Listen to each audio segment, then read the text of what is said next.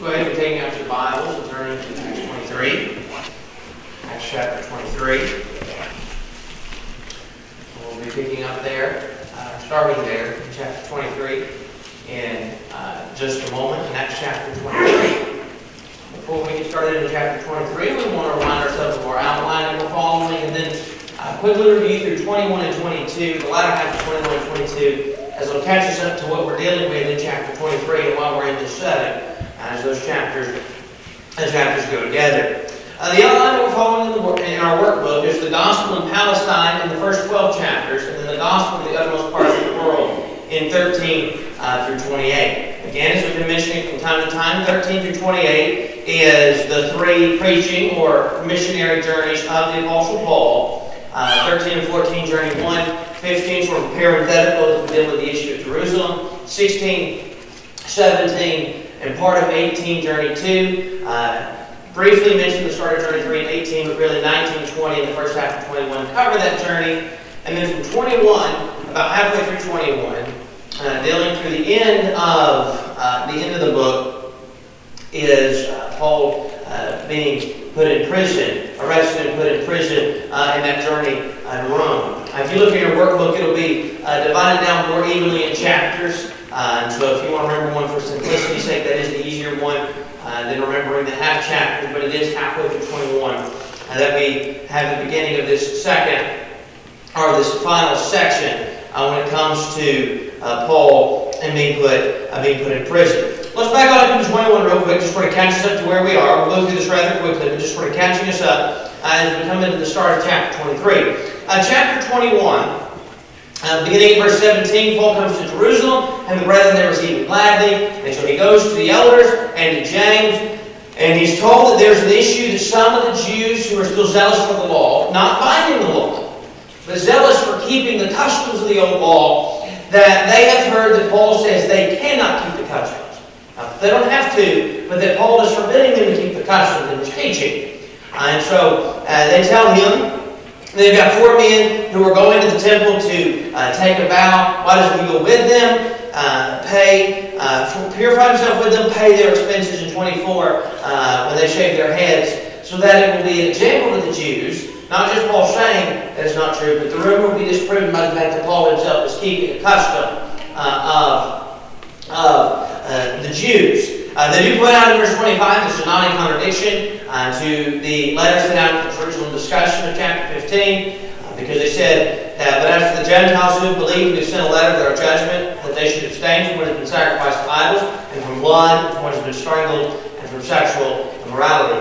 I think it's probably the same letter as chapter 15, because the contents are the same. It could be a second letter, but the contents of it would be the same as the ones, much along the same lines as the ones from the first, one way or the other. And their point is, we're not in, and one reason I think it's the same letter is we're not in contradiction to what we previously said. We're saying the Jews can keep, the Gentiles don't have to keep.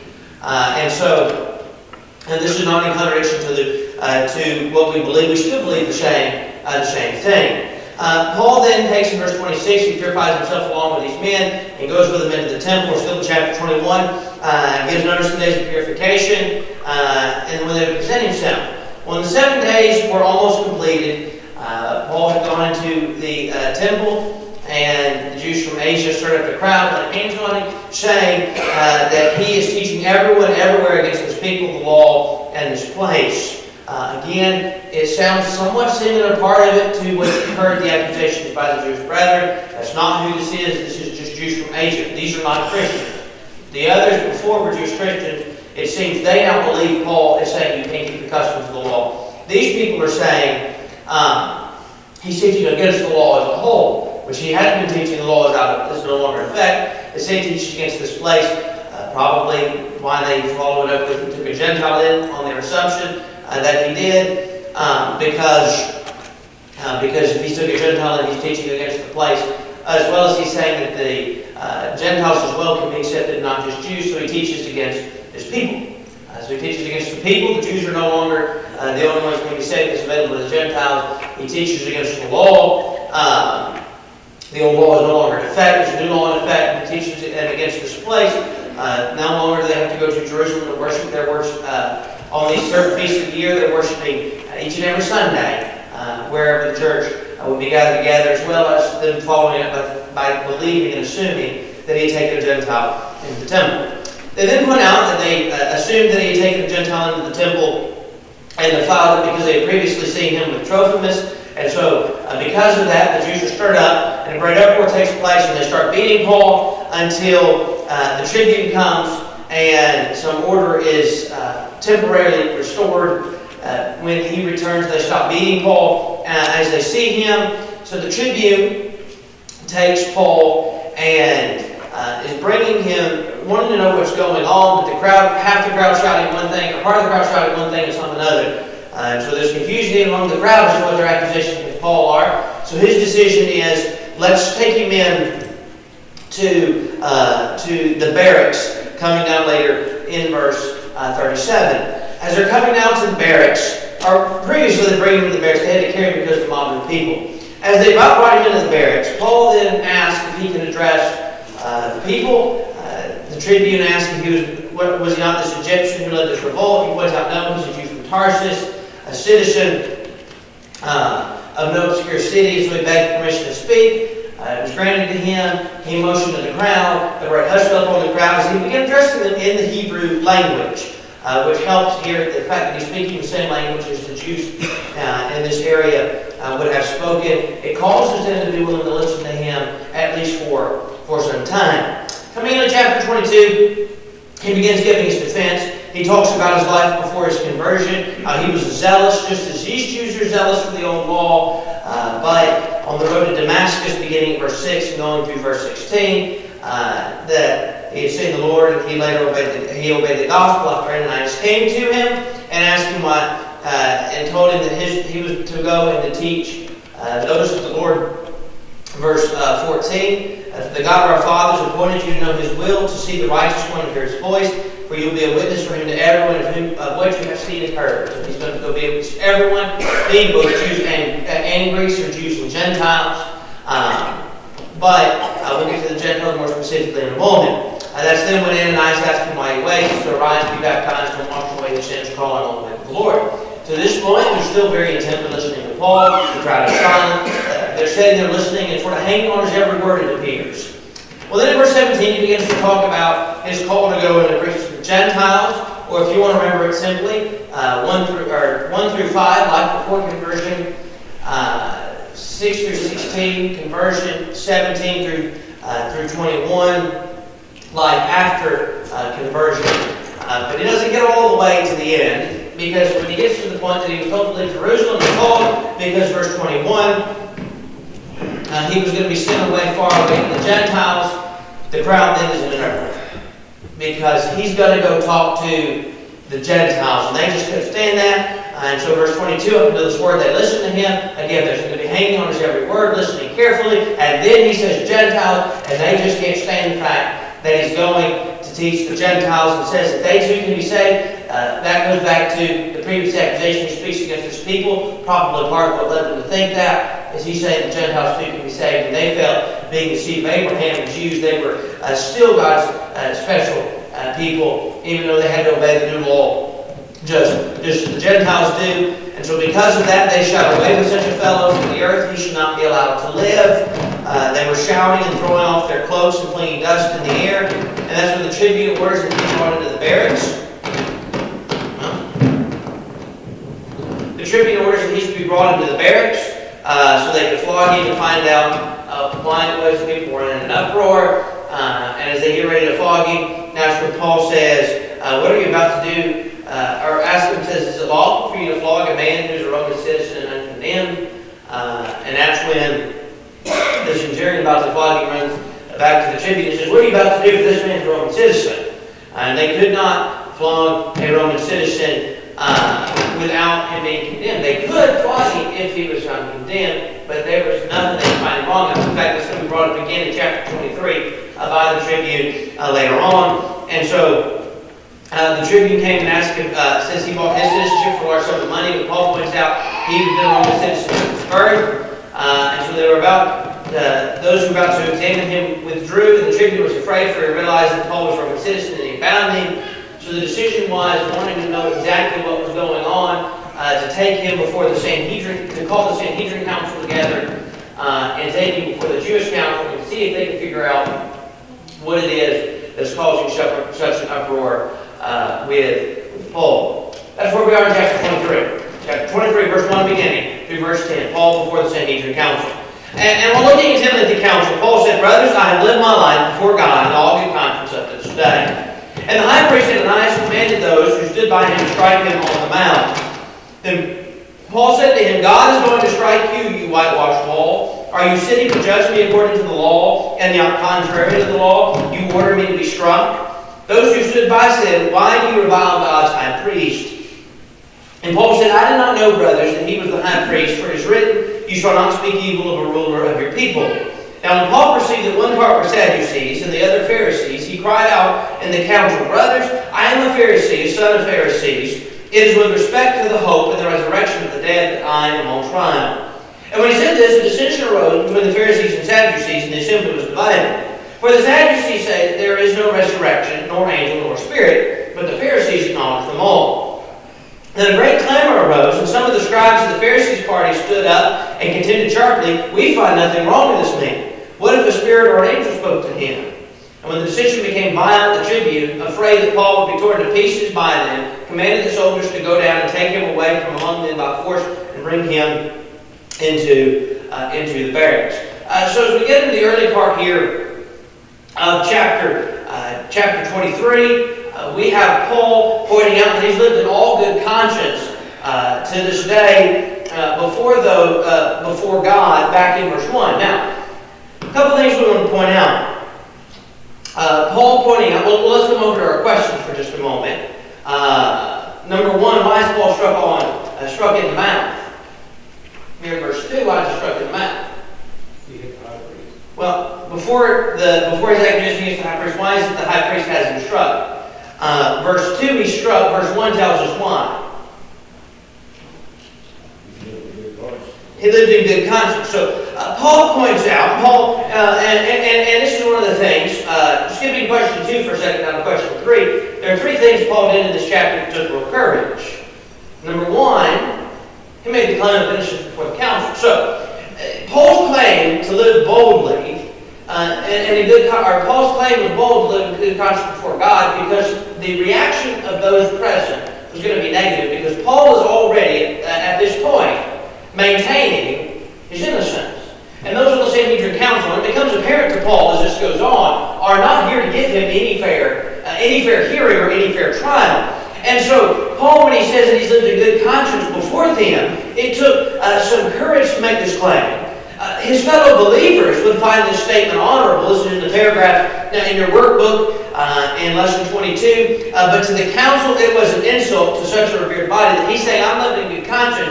And what he is teaching is the old law that they're wanting to say is still binding is no longer in effect. And so it took some boldness and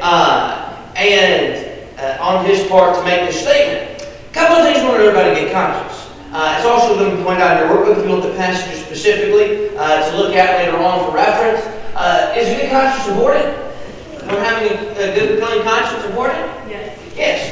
Romans 14:23. But whoever has doubts is condemned if he eats, because the eating is not from faith, for whatever does not proceed from faith is sin. Romans 14 is dealing with opinions or doubtful things in that text. So it wasn't a matter of something right or wrong, but it says that there's something that's a matter of indifference to God. It's not a matter of what is right or wrong, and you feel like you not doing that or you doing that to violate your conscience. The answer is don't do it, or if you think you have to do it. Whatever it is, don't violate your conscience. A matter of law is not at stake.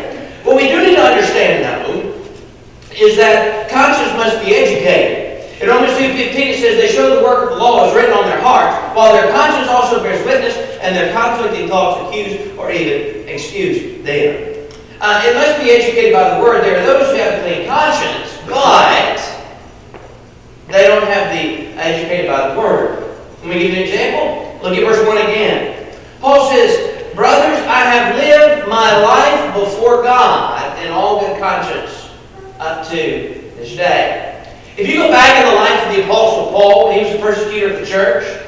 What Paul was doing, then Saul of Tarsus was doing, he believed to be right. That's why he was so zealous for it. If you look back at Paul and you were to ask Paul, before he saw the Lord on the road to Damascus, Paul, do you have a clean conscience before God? What do you think Paul would have said? Yes. Was Paul in right standing before God? No.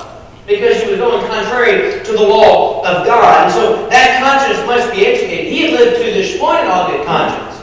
There was a time, obviously, he realized he was wrong and then he changed. But the point is, I've lived my life in all good conscience. And even now what I'm doing, I live in good conscience before God because I'm doing what the will of the Lord is. Yes? This come to mind in 1 John chapter 3, starting in verse 18 from the New King James Version. It says, "My little children, let us not love in word or tongue, but in deed and truth. And by this we know that we are of the truth, and shall assure our hearts before Him. For if our hearts condemn us, God is greater than our heart, and knows all things. Beloved, if our heart does not condemn us, we have confidence toward God."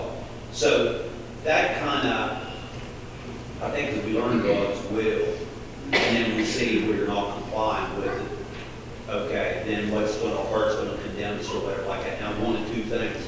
That'll bring me to repentance.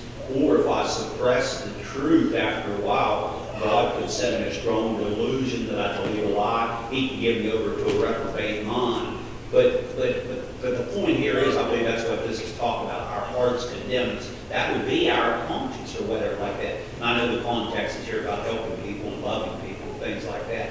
But the point is, like you said, our heart, we will not be conformed to this world, but be transformed by the renewal of your mind. So that's getting God's Word into our hearts. Okay, then when the decision time comes, whether it's refraining from doing something bad or going ahead and doing something good, okay, our heart's going to convict us, and our conscience is going to speak to us. It's going to say, hey, refrain from this, or hey, this good deed, or go ahead and do this good deed, and all glory be to God. So it's so important that we have a mind, a heart, if you will, that is trained by the Word of God. And that's going to guide us through our lives. You're right, and especially in that context, in 1 John chapter 3, about us being children of God, he goes on to point out that whatever we ask, we receive from Him because we keep His commandments and do what pleases Him. And this is the commandment that we believe in the name of His Son, Jesus Christ, and love one another just as He commanded us. Whoever keeps His commandments abides in God and God in Him. And by this we know that He abides in us by the Spirit whom He has given us. And especially in that context, and you pointed out, as we go on in the context and understand too the context there, when those are filled with the Word, as these are, there's a question sometimes. Can we know that we are saved? If we look and we are living in accordance with the will of God, yes we can. I think the Scriptures will point that out. I think 1 John 3 points that out. If we're keeping His commandments and doing what it says, then if we violate that, then our heart condemns us. And that's when we realize we have done wrong. So you're right. That would show us as well. Which also in that text not only shows us about the conscience, shows us the proper standard. They have the proper standard. That's how it condemns them. Versus those who do not have the proper standard. And so they may feel like they have a clean conscience, but may not be living right before God. Verse 2 now. After Paul makes this comment about living in all good conscience up to this day, Ananias, the high priest, commanded that he be struck on the mouth. And so Paul says, God is going to strike you, you whitewashed wall, or you sit in the judgment according to the law, and yet contrary to the law, you order me to be struck. Ananias is commanded, this is again in your workbook, that Paul be struck to silence him from making such a claim. Claim that he lived in all good conscience according to everything he's done, in spite of the accusations made against him. And so we need to understand such treatment was contrary to the law. In Leviticus 19:15, you shall do no injustice in court. You shall not be partial to the poor or defer to the great, but in righteousness you shall judge your neighbor. Verse 35, still Leviticus 19, you shall do no wrong in judgment in measure of length or weight or quantity. And so Ananias' reaction by having him strike him by simply saying, I live in good conscience, is in violation to the old law.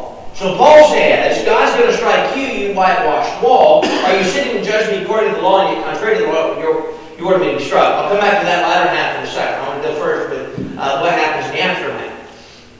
So Paul calls him a whitewashed wall and says God will strike him. And so those who are sitting by say, would you revile God's high priest?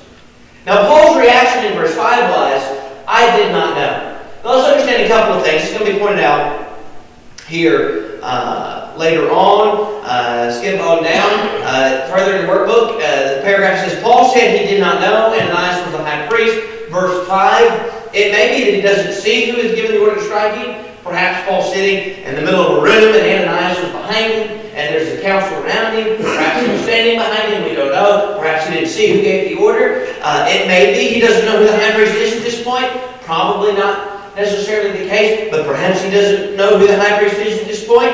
Having been a stranger to the Jewish religion for about 25 years at this point, he's been a Christian. Or it could be he knew who the high priest was. He knew Ananias, but having not been there recently, he may not recognize him, or Ananias may simply be in some other clothes similar to what everybody else is wearing, and not dressed as the high priest. And so Paul doesn't know, for some reason, Paul doesn't know who it is that gave the order, so he rebukes him for his hypocrisy, to which the people reply, he's the high priest, and Paul says, I didn't know that. For it is written, you shall not speak evil of a ruler of your people. He's quoting from Exodus 22:28. So Paul says, listen, I didn't realize it was a high priest. Paul's apologizing. He's saying, I didn't know it was a high priest. I wouldn't have said anything against the high priest.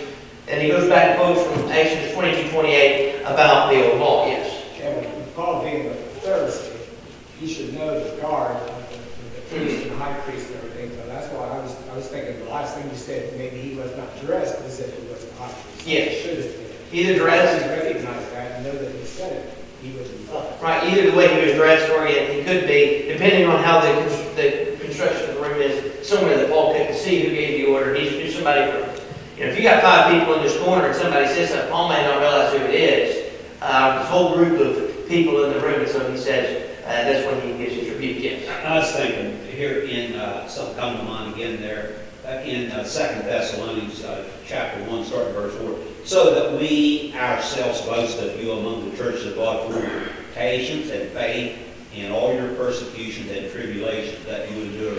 Okay, which is a manifest evidence of the righteous judgment of God, that you may be counted worthy of the kingdom of God, for which you also suffer. Okay, then verse 6. Since it is a righteous thing with God to repay with tribulation those who trouble you. Verse 7. And give you who are troubled rest with when the Lord Jesus is revealed from heaven with his mighty angels. And I'll stop there. But the point is, Paul said on one occasion, I was in the accomplishment done me much evil. He said, God will repay him. If we do wrong to a Christian, he's going to settle that score. We don't have to retaliate. We're not even permitted to retaliate or to turn the other cheek, so to speak, or whatever like that. But that's very sobering. It's a righteous thing for God to pay with tribulation those who trouble you. And Paul wrote to the church of Rome, I believe chapter 8, he said, to be a child and a joint heir, we must also be a sufferer with Christ. And sometimes we want the reward of heaven, but we don't want that suffering. But that's contingent, our reward is contingent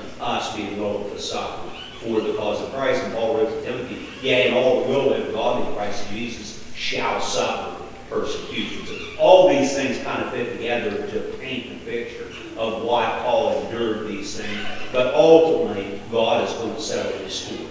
Yes, you're right, absolutely. And even in Paul's rebuke in verse 3, which he later comes back and says you should forgive him, his covenant remembrance with God is going to strike him. He wasn't focused on what he would do, but on the fact that God and what the Lord would do. Question 2. Question 2. Was Paul wrong to rebuke Ananias? Yeah, Paul said so. He said, I wouldn't have said it because you shouldn't speak evil of the rulers. And so Paul says, I shouldn't have said it. I didn't realize who it was that made those remarks. Verse 6 now. Paul perceived that one part was Sadducees, the others were Pharisees. He cried out in the council, brothers, I am a Pharisee, a son of Pharisees. It is with respect to the hope of the resurrection of the dead that I am on trial. Now Paul's going to come here and he's going to get to where he gets out of there. Now I'm going to back up to verse 4 now so we come back. This is the reason, or verse 3 rather, that Paul goes with this as opposed to sitting here before the council going further. Paul has already realized by their reaction and by the reaction of the high priest, this is not going to be fair judgment. Their argument is that Paul is teaching things contrary to the old law. Now what they need to remember about Paul is, Paul was brought up at the feet of who? Mary. Paul knew the old law. It may have been 25 years, but Paul was familiar with what Paul said. In fact, I want you to think about right here when this happens, Paul talks about the fact that you shouldn't strike me contrary to the law. We already read those references back in Leviticus 19 that would point out about being just in judgment. And then when Paul says, I didn't realize that the high priest, I wouldn't have said anything because, and he would make any close law again. So Paul's familiar with that, and Paul realizes that they're claiming to judge by the law, but their judgment, their passing, is still contrary to the law because they've already violated the principle of Leviticus 19:15-35 about doing no injustice and not being partial in court, because they've already got their minds made up at this beginning that Paul is guilty of whatever it is because he's teaching contrary to the law, even though the judgment they're trying to pass is contrary to the law. So Paul, here in verse 6, he realizes that they're not going to be giving very fair judgment. Well, let's back up the question here real quick. What were the other two things Paul did boldly? We said he made the claim of innocence. And he preached the resurrection. Before the preaching of the resurrection, question 3. 3 things he did boldly, pointed out in our book. He made the claim of innocence. He made the claim of innocence. He charged the high priest with hypocrisy. And then, when he realized what he said against the high priest, he admitted wrong in front of a council who's already passing judgment without ever hearing. And it took some boldness on Paul's behalf there. But then, coming to verse 6 now, to the resurrection itself, Paul perceived there were Sadducees and Pharisees. Now, let's go ahead here, and it's going to come on, and we'll understand this more later on. The Pharisees and Sadducees are divided on what they believe. If you remember when we go back to the life of Christ, and we study the book of Luke, we look at any of the other Gospels, the Pharisees believe in the resurrection from the dead. The Sadducees do not. That's why the Sadducees' question is about the woman that had been married to the 7 brothers. Who shall she be in the resurrection? Because they thought they had Jesus trapped. And that's why they're asking about it. They think the idea of the resurrection is ridiculous. So there's several things. They don't believe in angels. They don't believe in the Spirit. So they are. There's 2 groups here that believe that when it comes to some of these things are on 2 different sides. The Pharisees believe in the resurrection, in angels, and in the Spirit. Sadducees, they don't. So Paul looks around and he says, it is with respect to the hope. Or first he mentioned that he's a Pharisee. Brothers, I'm a Pharisee. I'm the son of Pharisees. And it is with respect to the hope of the resurrection of the dead that I am on trial. Now at this point, Paul doesn't get to go any farther because the Pharisees and Sadducees, who are on 2 different sides, start going at each other. And the dissension arises among them such that the assembly was divided. The Sadducees are saying, there's no such thing as a resurrection from the dead. Now all of a sudden, the Pharisees, who have been against Paul, are all of a sudden what? Coming to his defense, even though they don't defend his teaching on Christ. All he said is, I'm here because of the resurrection, and they're standing up, and they're saying, we find nothing wrong with this man. What if, the Sadducees say there's no spirit, there's no angels. They say, what if a spirit or an angel spoke to him? Probably got even more under the skin of the Sadducees at that point by that comment. But all of a sudden the Pharisees say there is a resurrection. The Sadducees said there's not. Paul says, I'm here because of my teaching on the resurrection. And the Pharisees and Sadducees are arguing. And you know what they forget about?